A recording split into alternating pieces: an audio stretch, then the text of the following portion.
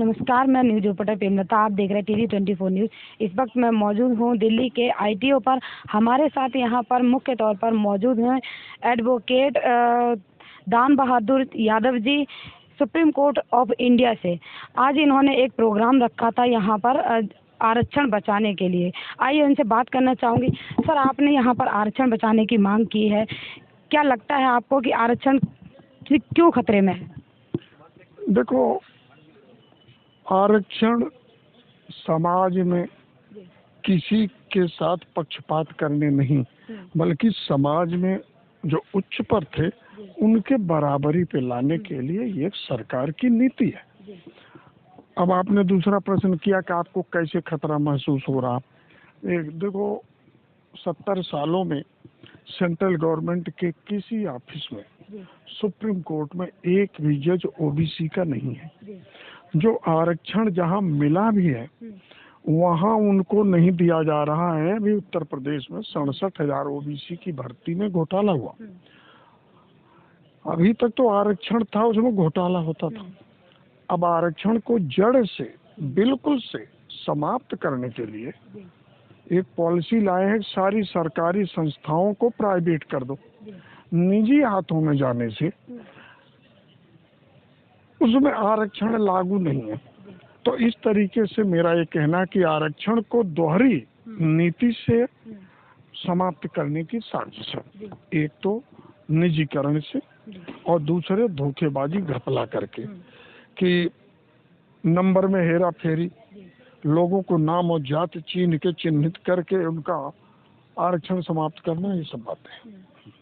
Sir, Modi ji ने बोला है कि जाति जनगणना होनी चाहिए और राहुल गांधी जी मना कर रहे हैं कि जाति जनगणना नहीं होनी चाहिए। आपको क्या लगता है, होना चाहिए? आप उल्टा कह रही हैं। राहुल गांधी मांग कर रहे हैं जाति जनगणना का, हम समर्थन करते हैं।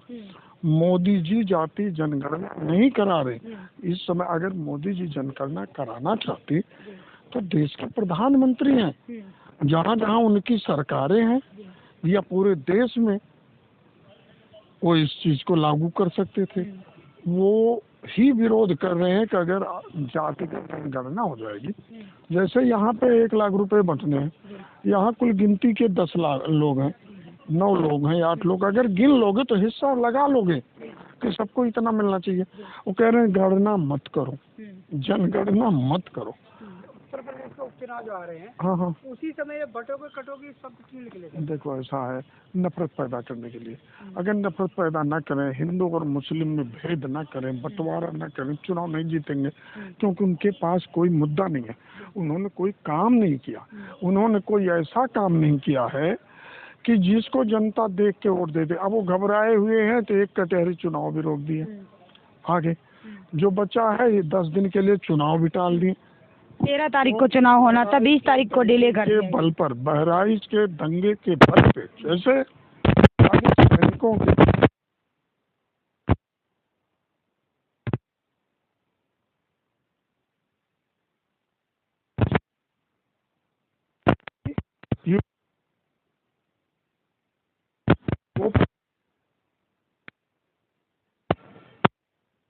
उस परिवार ने एक जान खो दिया कि उसको इतना नफरत दिलाई को घर पे चढ़ गया और मारा गया।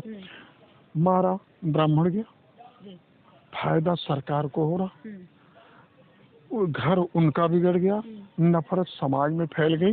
ये नफरत क्यों फैलाई जा रही? क्योंकि नफरत के बल पे सारे मुद्दे दफन हो जाएंगे। यहाँ पे आप हम 1000 गलती किए हैं, यहाँ झगड़ा करा दें तो आपका ध्यान झगड़े की तरफ हो जाएगा कि हमारी जान असुरक्षित है। सर, आप ओबीसी समाज से आते हैं, सर आप बताइए कि मुसलमान का इतना अपराधी है जितना बनाया जा रहा है? मुसलमान को बदनाम किया जा रहा है। फिर मैं वही 2 लाइन सुनाऊंगा, आपको सुना दूं।